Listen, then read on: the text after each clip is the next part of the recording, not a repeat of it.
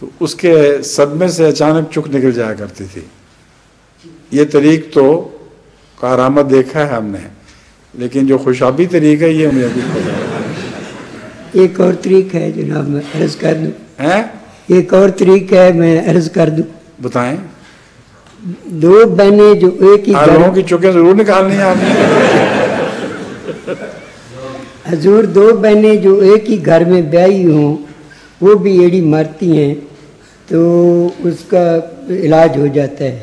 کیا؟ حضور، میری بیوی نے بھی جو ایک دو بہنوں میں سے ایک بہن ہے، ایک میرے گھر ہے اور ایک میرے بھائی کے گھر. پھر تو وہاں ایک احمدی عورت آئی ہے پچھلے ہفتے میں، اس کی چک اس نے نکالی ہے، وہ نکل گئی. کس نے نکالی ہے چک؟ احمدی عورت نے کس کی چک نکالی ہے؟ یعنی حضور، سوال یہ ہے کہ کیا اس قسم کے لوگوں کو قدرت کی طرف سے کوئی صلاحیت بخشی جاتی ہے؟ یہ سوال یہ ہے کس نے کس کی نکالی ہے تو بتا دو پہلے. کس نے کس کی چک نکالی؟ میری بیوی نے ایک احمدی عورت کی پچھلے ہفتے نکالی ہے.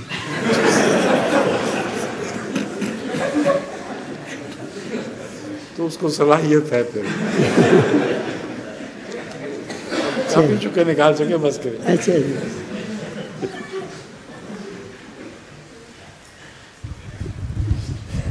وعلیکم السلام. بتاؤ، تمہیں بھی آتی ہے چک نکالنی؟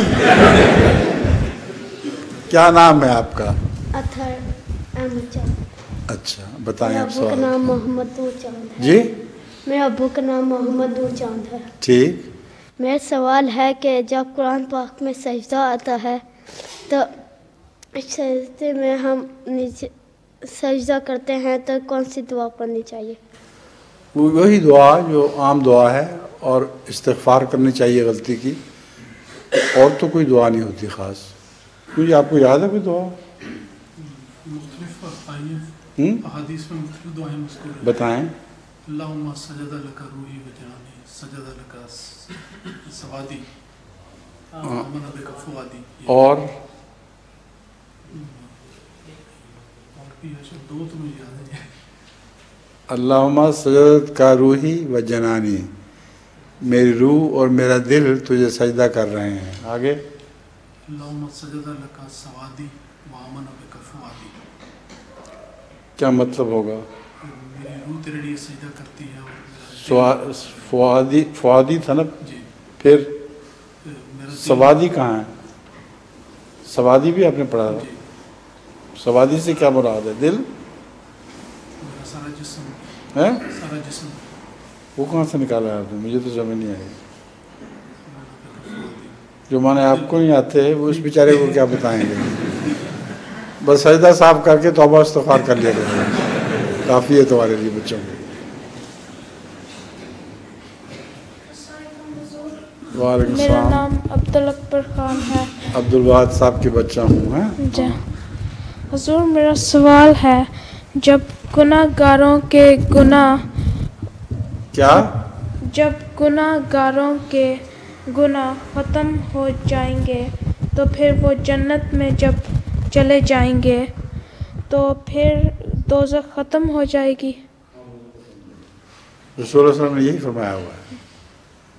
تمثیل ہے یہ، اصل میں اس کو ظاہر پہ معمول نہیں کرنا چاہیے.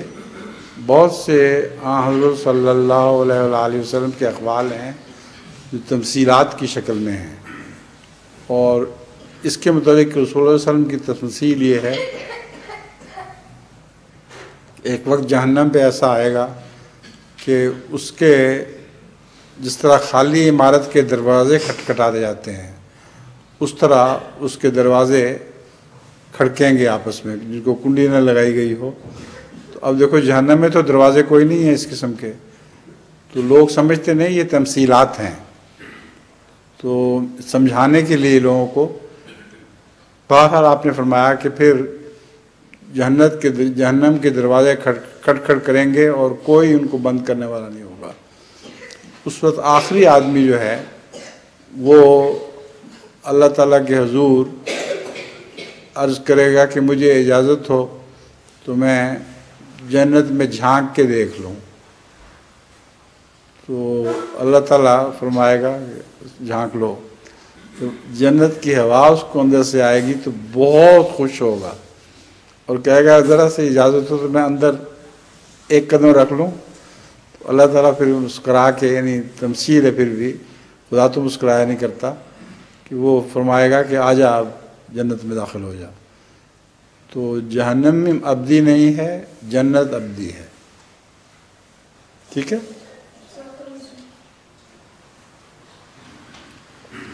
अस्सलाम वालेकुम हुज़ूर। अस्सलाम वालेकुम रहमतुल्लाहि व बरकातुहू।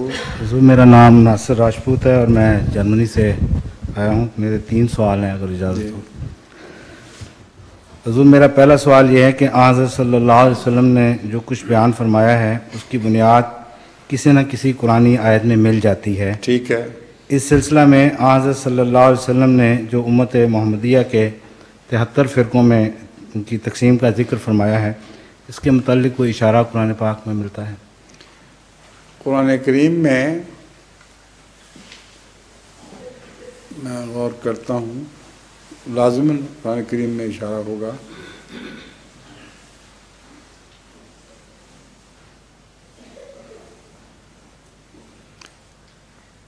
मसीह की आमद का कुरान करीम में ज़िक्र है, मसीह की आमद सानी का, और मसीह की आमद सानी के मुतल्लिक़ फरमाया है वो मिसाल होगा क़यामत की, यानी जब इनकलाब की घड़ी आएगी तो वो उसकी मिसाल होगा। तो इसको तमाम उलमा मानते हैं कि मसीह की इलामत है ये, और मसीह आया था यहूदियों के इख्तिलाफ मिटाने के लिए और यहूदियों की फ़िरका बंदियाँ बंद करने की खातिर, और उसमें आखिरी फ़िरका बनाया था अपना। तो यही हज़रत सल्लल्लाहु अलैहि वसल्लम की पेशगोई है कि जब वो मसीह आएगा तो 72 के 72 फ़िरके नारी होंगे और एक फ़िरका नाजी होगा जो उस मसीह का बनाया हुआ फ़िरका होगा। अभी हमारा यौम मसाजिद था जर्मनी में 3 अक्टूबर को, तो वहाँ एक अखबारी नुमाइंदे ने सवाल पूछा था कि आपकी जमात में और जो दूसरे गैर अहमदी मुसलमान उनमें क्या फ़र्क है। तो उसमें वो फिर हदीस का जब हवाला दिया गया तो उसने फ़ौरन फिर ये सवाल किया कि क्या इस हदीस का इस बात का कुरान पाक से कोई जुदा करना। तो दूसरा सवाल ये है कि जमात में जो नए दोस्त या जो नए बैत करके शामिल होने वाले अहबाब दाखिल होते हैं जमात में, उनको कितना अर्सा तक नौ मोबाइल शुमार किया जाए? क्या इसकी कोई मिसाल आज़म के ज़माने से या कोई वक्त दाखिल हुआ उस वक्त से नौबाए, उस वक्त से नौ मोबाइल शुमार होगा, यहाँ तक कि उसके अमल से, उसके किरदार से पुख्तगी साबित हो जाए, वो ढिलमिल यकीन न रहे और पूरी तरह उसको इत्मीनान हो जाए अहमदियत पर, तो फिर वो उसको नौ अहमदी नहीं कहते। क्या किसी अरसा का अरसा तो ब्याह शादी के झगड़ों में बनाया हुआ अरसा एक, वैसे तो कोई अरसा नहीं है इसके लिए। कोई इंसान पूरी तरह यकीन पहले ही हासिल कर चुका होता है और पूरे इत्मीनान से अहमदियत में दाखिल होता है।